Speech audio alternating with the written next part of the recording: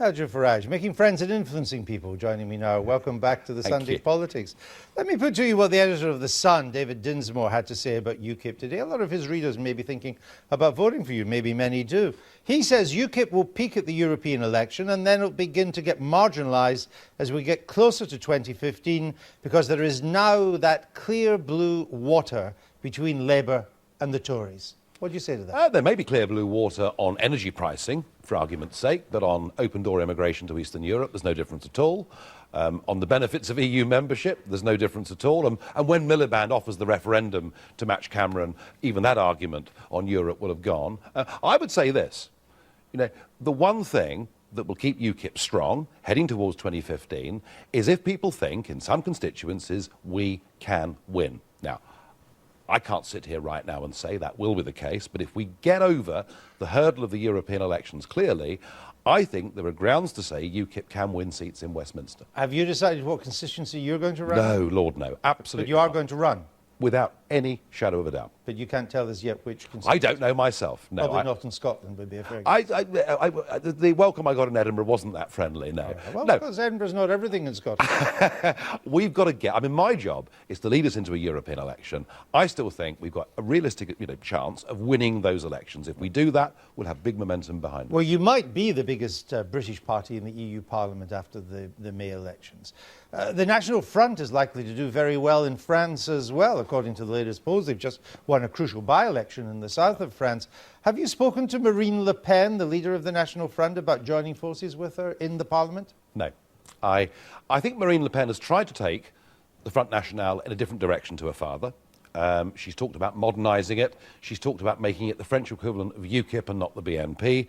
And yet, the man she beat to become the leader of the Front National actually attended the BNP conference 2 weeks ago. And I think the problem that she's got with her party and that we've got with her party is that anti-Semitism is still far too deep within it, and we will not be doing a deal with the French National Front. So you can guarantee that you won't join any European parliamentary group that includes the National Front? I can absolutely guarantee that.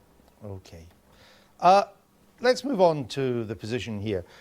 Let's accept, for the sake of this discussion, that the pro-Europeans exaggerate the loss of jobs that would follow Britain's departure from the UK. But is it your contention that there's no risk to jobs whatsoever if we were to leave? No risk whatsoever. Unless, of course, you're an MEP or a European Commissioner. In that case, you might lose your job. No, there's no risk at all. I mean, there really have been some very weak, lazy arguments put around about this. 3 million jobs threatened if Britain wasn't part of the European I've accepted Union. that for this argument. So we will go on doing business, go on doing trade with Europe, just as we do now. But we'll actually have increased opportunities to do trade deals with the rest of the world. And I think actually leaving will create jobs. So the head of Nissan, the boss of GKN, a big engineering company, the head of Hitachi Rail operating here, the CBI representing most of the big businesses, many other voices in British business, when they all express concern about the potential loss of jobs and incoming investment if we leave, we should just ignore them. Well, Nigel Farage let's take Nissan. Best. Let's take Nissan. The BBC News this week really making this a huge story. Nissan to leave the EU, leave the UK, sorry, if we leave the EU. The boss didn't say anything like that. No, what he said was that there was a potential danger to future investment. Well, but they've already made the investment. They've already spent the big bucks in building the plant in Sunderland, but we want other which they say is operating brilliantly. And we ought to be slightly careful what the bosses of very big businesses say. After all, this is the same man who said that they may have to leave Sunderland if we didn't join the euro. So I don't take that terribly seriously. As far as the CBI is concerned, they have, again, wanted us to join the euro, now they don't. But even there's a fracturing, because even within the CBI, there is now a significant minority saying, hang on, we don't agree with what the CBI Director General is saying. Digby Jones, former boss of the organisation, is saying we need a referendum and we need it soon. Yeah, but he would vote to stay in. Well, he says it depends on what the renegotiation is. So actually, there isn't a uniformity of view. And what we're beginning to see in the worlds of commerce, in the worlds of manufacturing, and certainly amongst small businesses, are a lot more voices saying that actually the costs of membership outweigh any potential benefit. But if you read the mood of the country and you look at the polls, if Mr. Cameron, because he needs to win the election first, but if he does and can repatriate some powers And then he then joins with Labour, the Lib Dems, the Nationalists in Scotland and Wales, most of business, nearly all of the unions, to say we should stay in. You're going to lose, aren't you? I don't think this country will fall for the same con job that it did in 1975. Because if you remember, the circumstances were exactly the same. Mr. Wilson promised a renegotiation. And he got very little. And he got very, very little. Still won. The establishment gathered round him. They believed what they were told, and they voted for us to stay in. I don't think that'll happen now. I think, actually, that the scales have fallen from the eyes of the British voter, and we just simply don't want to be governed by Mr. Van Rompuy and these people. But the British people are Eurosceptic, I give you that. Yes. But they don't seem to feel strongly enough about it that they're going to defy all the major parties they vote for, the companies that employ them, the unions that they're members of, to vote on you with you. I am absolutely confident that come a referendum, there will be a lot of voices in business saying, you know, we've got to take this opportunity to break free, to give ourselves the chance of being a low regulation global trader. I also think the press will be different, Andrew. You know, going back it will be different to 75 when it was pretty universal. There were 3 small publications advocating a no vote.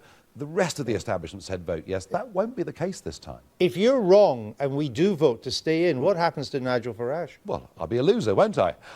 I would have spent my adult life fighting for something, and we will have lost. Will you stay on the Brussels gravy train? I don't know what I'll do. I'm not contemplating losing. The most important thing is to get the referendum. And my point is this: if UKIP is not strong, there won't be a referendum. Now, earlier in the year, your party issued this leaflet about the coming Bulgarian and Romanian ability to come to this country. You said next year, meaning 2014, the EU will allow 29 million Bulgarians and Romanians to come to the UK. Now, that's technically correct in that the border's open. Yes. But we both know that nothing like 29 million will come. We never suggested in a single leaflet. No, but it's the way you phrased it. It was classic scaremongering. It is an open door to 29 million people. They're not going to come.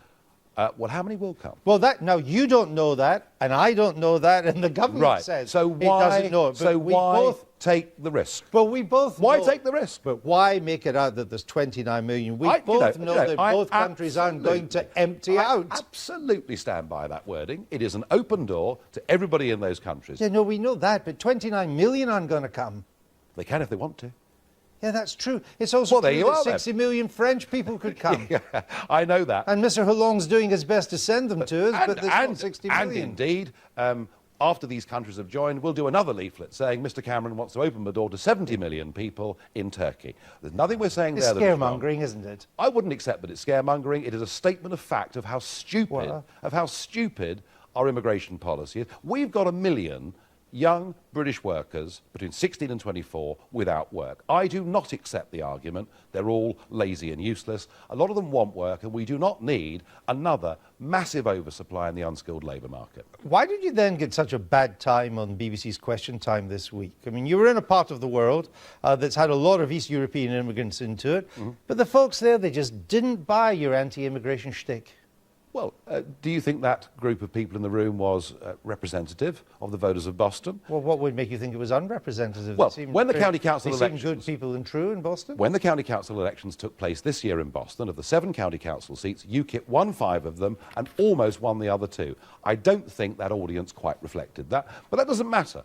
You know, how an audience is put together, how a panel is put together on one programme, it doesn't mean much at all. It shows you that your anti-immigrant measure actually doesn't fly as easily as you hope it would. There'll be some opinion polls that will be launched on Monday of next week that we're conducting at the moment, and they are nearing completion. They show 2 things. Firstly, an astonishing number of people who think it's irresponsible and wrong to open the door to Romania and Bulgaria. But secondly, and crucially, a very surprising number of people whose vote in the European elections and subsequent general election may be determined by the immigration issue. So this does matter. It would be the perfect run-up to the European elections in May for you if a lot of Bulgarians, Romanians did flood in, wouldn't it? You'd quite like that to happen. Well, I think it will happen. Whether I like it or not, it will happen. You hope it happens. Because if you think it'll be good for if you say you'll to be able people, to stir things up. If you say to people in poor countries, you can come to a rich country, get a job, have the safety net of a benefits system, claim child allowance for your kids in Bucharest, people will come. You're ready with the arguments already.